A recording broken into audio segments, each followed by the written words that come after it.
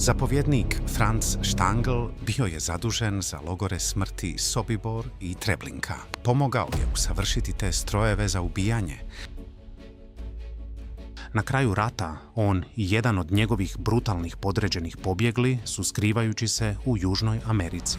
Dana 28. veljače 1967. brazilska policija usla je u tvorniku Volkswagena u São Paulu i uhitila 60-godišnjeg Austrijanka na njegovom radnom mjestu. Radio je tamo 16 godina pod svojim pravim imenom.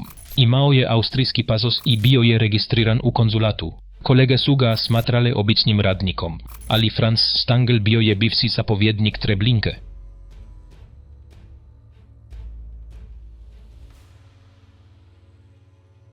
Franz Stangl roden je 26. odzujka 1908. u Altmünsteru, malom mjestu u Gornjoj Austriji. Godine 1931. pridružio se austrijskoj policiji, a 1935 presao je u odjel za kriminalistika i istraživanja u Velsu. Njegova rani karijera nije upućivala na ono što će uslijediti.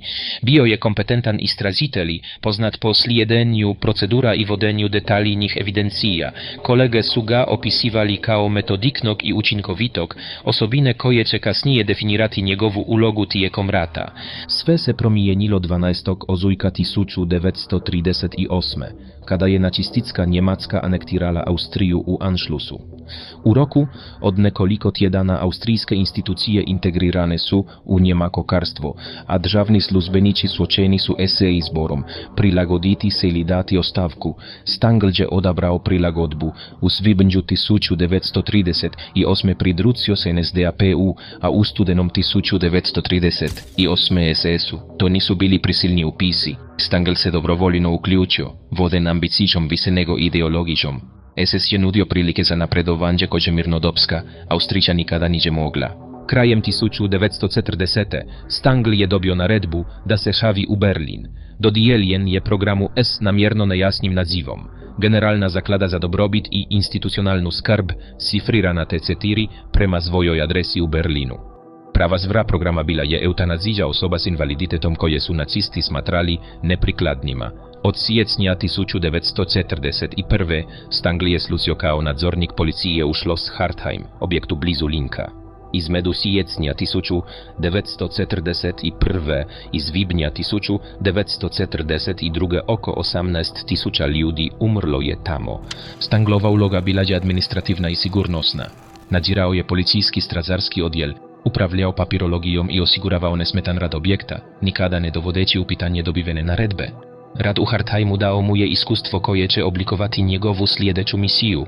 Naučio je kako upravljati osjetljivim operacijama, održavati tajnost i organizirati složenu logistiku pod pritiskom. U ožujku 1942. dok je T4 program smanjivao aktivnost pod pritiskom javnosti, Stangl je dobio nove naredbe. Prebacen je u akcion Reinhardt, kodno ime za operacije u okupiranoj Poljskoj. Njegovo odredište bio je Sobibor, tek izgradeni logor na istocnim teritorijima. Tamo je služio kao zamjenik zapovjednika pod Francom Reichleitnerom, nadzirući dolazak deportacijskih vlakova i konfiskaciju imovine zrtava. Bžo se prilagodio poslu, primjenjujući istu birokratsku učinkovitost koju je pokazao u Hartheimu. Stanglova izvedba u Sobiboru zapazena je od strane nadredenih. Unutar 6 mjeseci dobio je promaknuće koje će definirati njegov povijesni trak. U rujnu 1942. imenovan je zapovjednikom Treblinke, udaljene oko 80 km sjeveroistocno od Warszawy. Stigao je u objekt koji je već bio u funkciji, a njegov zadatak bio je pobolisati učinkovitost i održavati red medu osobljem. Logor Treblinka smjesten je u udaljenoj Sumskoj čistini u sjeveroistocnoj Poljskoj, namjerno postavljen blizu glavne željezničke linije Warszawa-Białystok. Kad je Stangl stigao u rujnu 1942. logor je već 2 mjeseca radio pod prvim zapovjednikom, Irmfriedom Eberlom. Objekt je bio kaotikan i loše organiziran, zbog čega je Stanglova nominacija imala jasne upute od SS brigade Führera Odila Globocnika. Logor je trebao funkcionirati učinkovitije i održavati strocu disciplinu. Pod Stanglovim zapovjednictvom od rujna 1942. do kolovoza 1943. Treblinka je postala model organiziranih operacija. Vlaci su dolazili svakodnevno, ponekad više puta dnevno, svaki prevozeći između 2000 i 6000 deportirani. Istovar je slijedio preciznu rutinu koju je Stangl mjesecima usavršavao. Strazari su žrtve usmjeravali na platformu prikrivenu kao normalnu željeznicku stanicu S nacrtanim znakovima, laznim satom i rasporedom vozni.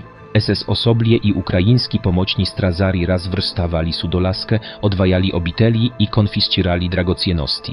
Stangl je uspostavio sustave upravljanja koji su funkcionirali s birokratskom preciznošću. Katalogizirao je imovinu oduzetu žrtvama, organizirao rad židovskih zatvorenika prisiljenih odžavati logor i nametnuo stroge rasporede osoblju.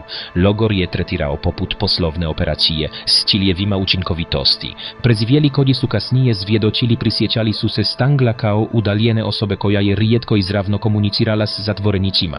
Redovito je obilazio dijelove logora, često odjeven u bijelu jahaču odjeću na bijelom konju.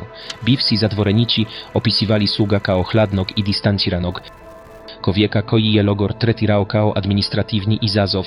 Između srpnja 1942. i listopada 1943. stotine tisuća ljudi umrlo je u Treblinki. Većina žrtava dolazila je iz Varsavskog geta, prevozene u valovima dok se geto sustavno praznio.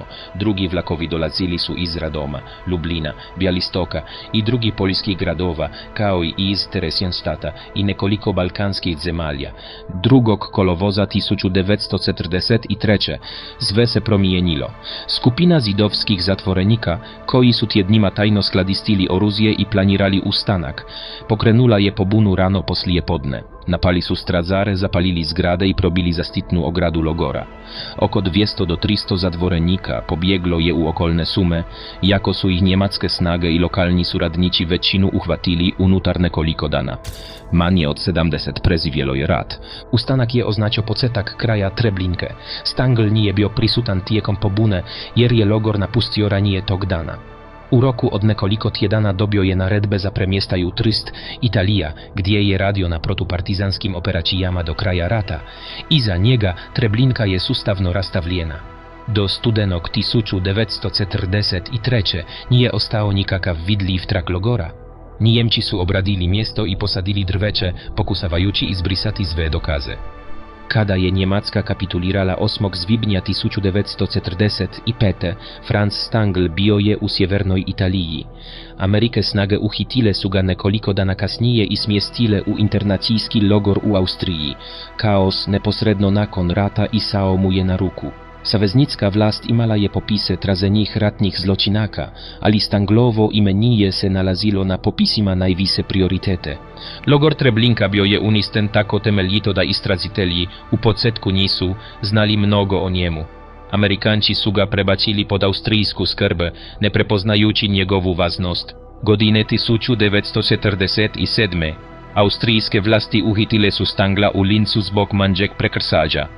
Ostao je tamo gotovo godinu dana, još uvijek neidentificiran kao bivši zapovjednik Treblinke. Tada, u svibnju 1948. pobjegao je uz pomoć biskupa Aloisa Hudala, austrijskog klera sa sjedištem u Rimu i poznatog simpatizera nacista, koji je olaksao njegov bijeg putem takozvanih ratlinea. Hudal je djelovao iz njemačkojezičnog sjemenista u Rimu, vjerujući da antikomunizam opravdava pomoć bivšim nacistima, smatrajući ih savezničima protiv sovjetske ekspanzije. Njegova mreža osigurala je lazne dokumente, privremeni smjestaj i putne aranžmane. Stangl je stigao u Rim u lipnju 1948. gdje mu je Hudalova organizacija izdala putne isprave Krvenog kriza pod njegovim pravim imenom. Ratlinen je skrivao identitete, samo je brzo premjestao ljude priđe nego sto vlasti mogu djelovati.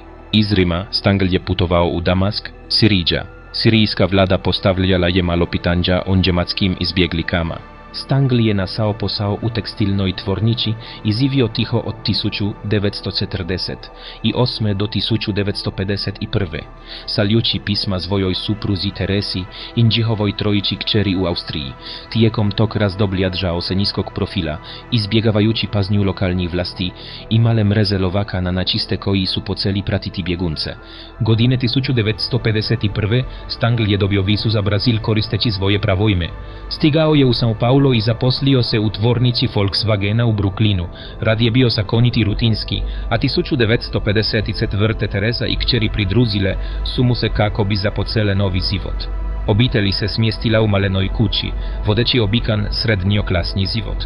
Stangl se registrirao u austrijskom konzulatu i cak dobio austrijski pasos službenim kanalima, ne čineći nikakav napor da sakrije identitet.